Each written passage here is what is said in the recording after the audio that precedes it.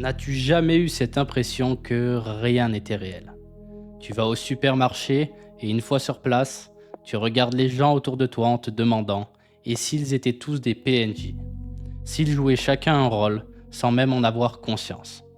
Et si tout cela n'était qu'une immense pièce de théâtre dont le metteur en scène serait moi-même. Tu rentres chez toi, tu vas dans ta chambre en te disant que tu vas trop loin, que tu réfléchis beaucoup trop. Alors tu t'assois sur ton canapé, tu allumes Netflix et tout à coup, l'algorithme te propose le film Matrix. Ça te surprend, mais après tout, ce n'est qu'une coïncidence. Puis ton attention est attirée par ton téléphone. Tu regardes l'heure, 22h22. Encore une coïncidence, mais rien d'extraordinaire. Tu vas te coucher et le lendemain matin, tu te réveilles assez tôt pour partir travailler. Sur la route, sans raison particulière, tu te mets soudain à penser à une personne que tu n'as pas vue depuis longtemps. Tu continues de rouler et une voiture passe à côté de toi. Au volant, il y a cette personne, celle à laquelle tu pensais il y a quelques secondes à peine. Tu regardes l'heure, il est 9h09. Tu essaies de te convaincre que c'est encore une coïncidence et tu laisses le temps passer. Puis un jour, tu te mets à chercher un nouvel appartement. Tu regardes un peu partout, mais rien ne te plaît vraiment. Alors tu fais une projection mentale et tu imagines en détail l'appartement dont tu rêves. À l'aide de l'IA, tu crées même une visualisation 3D de cet appartement idéal. Quelques jours plus tard, tu tombes par hasard sur une annonce. Un appartement à vendre, pas trop cher, sans photo, mais dont la description est parfaite. Alors tu décides d'aller le voir. Sur place, la personne te fait visiter et juste avant de franchir la porte, ton attention se fige sur celle-ci. Tu réalises que c'est exactement la même que celle que tu avais imaginée. Tu restes un instant bouche bée, mais tu entres quand même. Et là, tu comprends. L'appartement correspond exactement à la visualisation 3D que tu avais créée. C'est littéralement l'appartement de tes rêves. Tu n'en reviens pas, tu as l'impression d'être en train de rêver, parce que cela te semble impossible. Alors tu regardes tes mains et une question s'impose à toi. Est-ce que tout ça est bien réel ou suis-je en train de rêver ? Selon les sondages, on estime qu'environ 50% de la population a déjà eu cette impression. Mais comme les sondages sont bien souvent faussés, je dirais que quasiment tout le monde l'a déjà vécu, ou du moins brièvement pensé. C'est ce qu'on appelle parfois la déréalisation ou la dépersonnalisation, c'est-à-dire un état de conscience altéré où tout à coup, on a l'impression d'être extérieur à son propre corps, comme si l'on se regardait à la troisième personne. Cela donne cette étrange sensation d'être un observateur, qui observerait son corps et la réalité tout autour, un peu comme le ferait un metteur en scène en regardant une pièce de théâtre. Mais aujourd'hui, suite à de récentes découvertes sur la conscience, nombreux sont ceux qui se posent la question suivante. Est-ce réellement une déréalisation, autrement dit une distorsion de la réalité créée par notre conscience, ou est-ce que notre conscience devient justement lucide, comme dans un rêve, réalisant que tout est tel? Eh bien, la question est un peu plus complexe qu'un simple oui ou qu'un simple non. Et c'est pour cela que je vous invite vraiment à écouter cette vidéo jusqu'à la fin, car ça pourrait littéralement changer votre vie à jamais, ou du moins votre perception de celle-ci. Déjà, qu'est-ce que la réalité à proprement parler? Car oui, il faut d'abord comprendre ce qu'est la réalité et comment elle fonctionne pour pouvoir affirmer si oui on fait une déréalisation ou non. Et pour rappel, ce n'est pas parce que tout le monde croit en une chose qu'elle est forcément vraie. Cette première croyance erronée, c'est celle d'un monde matériel, ou plus précisément, la croyance que l'esprit est différent de la matière. Pour faire ultra simple, aujourd'hui, la science sait que la matière est un état de l'énergie. À notre échelle, si par exemple on se regarde dans les yeux, vous et moi, on se perçoit comme deux personnes différenciées. On dit qu'il y a toi et qu'il y a moi, puis également une multitude d'autres éléments distincts, comme l'air qu'il y a entre nous deux, le téléphone ou la télévision depuis laquelle tu me regardes, les personnes autour de toi s'il y en a, et ainsi de suite, bref, une multitude de choses séparées. Pourtant, lorsqu'on zoome sur la matière et qu'on remonte à son origine, toutes ces distinctions disparaissent et il ne reste plus que le champ unifié. Qu'est-ce que le champ unifié?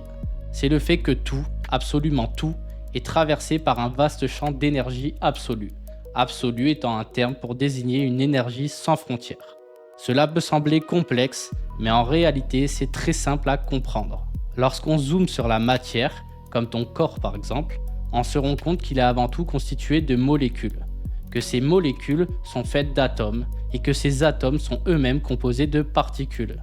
Et devine quoi, ces particules sont faites d'énergie, de l'énergie condensée. C'est comme des poupées russes imbriquées les unes dans les autres. Cela signifie qu'en réalité, rien n'est véritablement séparé dans l'univers. Ton corps n'est pas séparé du mien, ni de celui de ton voisin, et plus impressionnant encore, ton corps est littéralement fondu dans l'univers tout entier. À proprement parler, il n'existe aucune séparation réelle dans l'univers. Quand on dit que tout est interconnecté, ce n'est pas une métaphore, c'est fondamentalement vrai.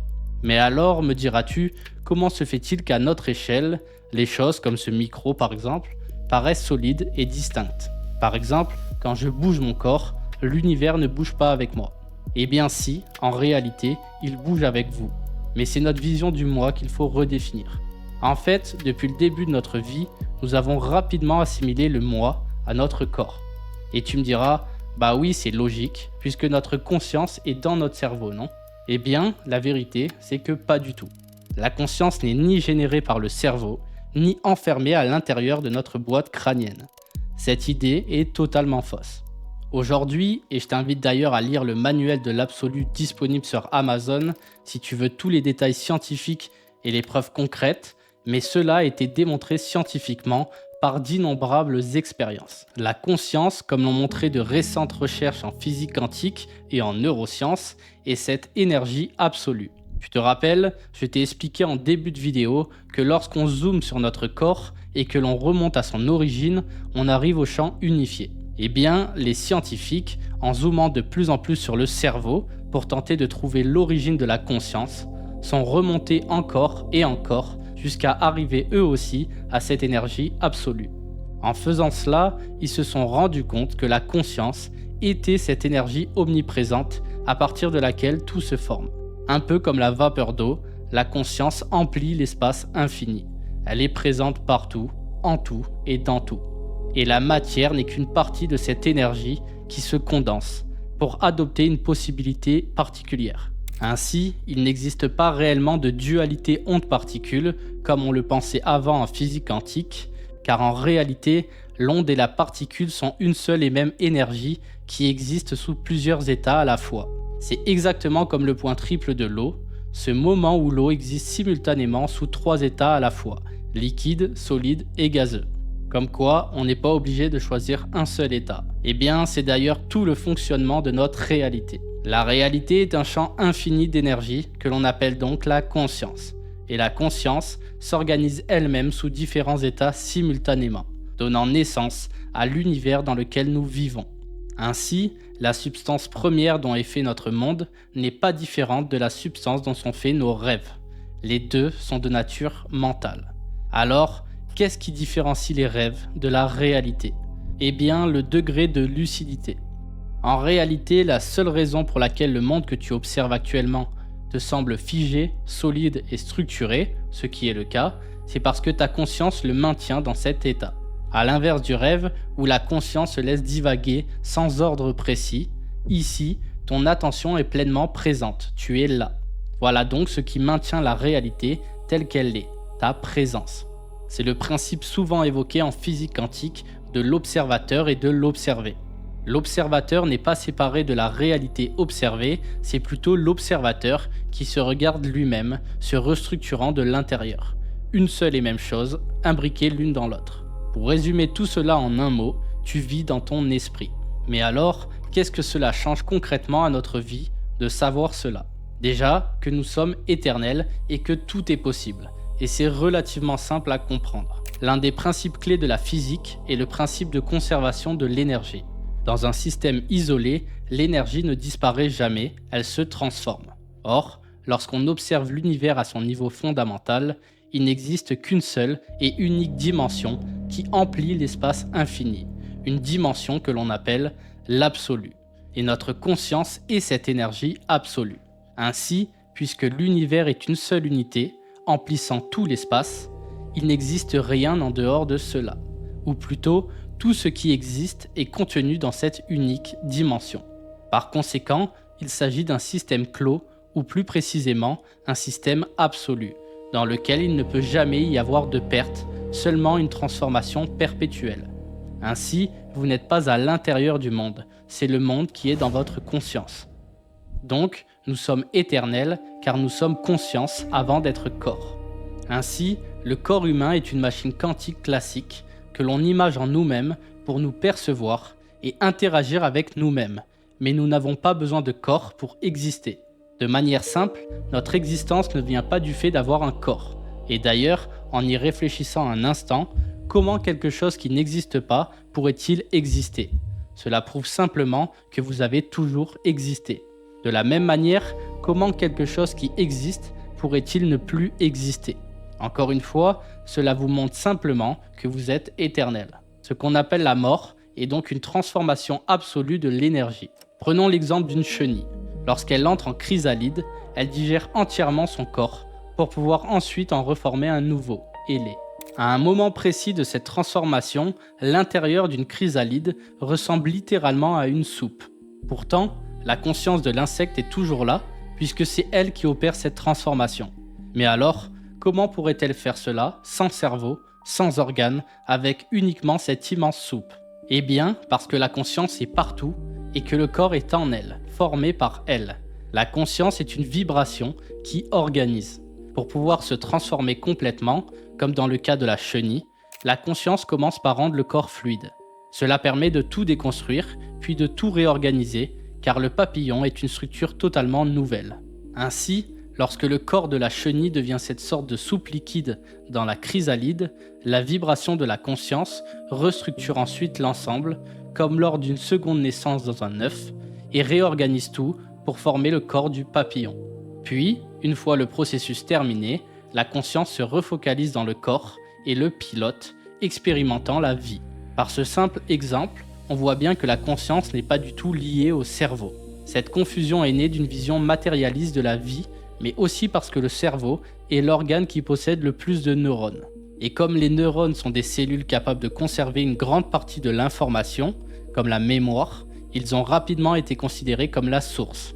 Pourtant, les neurones sont des espaces de stockage, mais en aucun cas une source. Je dirais plutôt que ce sont des raccourcis créés par la conscience pour rendre certains processus autonomes et rapides. Un peu comme des programmes automatiques que l'on installe sur notre ordinateur et qui se répètent sans que l'on ait besoin d'y penser. Mais c'est tout. Et même si ces programmes sont détruits, la conscience sait les recréer. C'est d'ailleurs ce qui arrive aux personnes ayant perdu la mémoire. Elles font simplement des exercices pour la retrouver. Et si l'on peut retrouver la mémoire, c'est que vous ne l'avez jamais réellement perdue. Rappelez-vous également que, dans un espace absolu, toute l'information est là. Cela signifie que vous avez en vous la somme de toutes les connaissances de l'univers, présentes, futures et passées. L'énergie ne connaît ni temps, ni espace, ni limitation. Elle est au-delà de tout ça. Et vous, moi, nous sommes cette énergie, cette conscience absolue. Si ce genre de sujet vous passionne et que vous avez envie d'en parler avec d'autres personnes passionnées comme vous, je vous invite à nous rejoindre dans la maison d'Elohim sur la plateforme Skool. C'est un réseau social dans lequel nous sommes déjà plus de 100 personnes, où l'on partage et discute justement de tous ces sujets. Vous pouvez aussi me parler directement en privé si vous avez des questions, mais surtout, vous avez accès à l'une des plus grandes bibliothèques vivantes sur la conscience. Toutes les archives scientifiques dont je parle souvent, tous mes e-books, mes livres avec leur version audio sans pub, ainsi que des musiques de méditation uniques.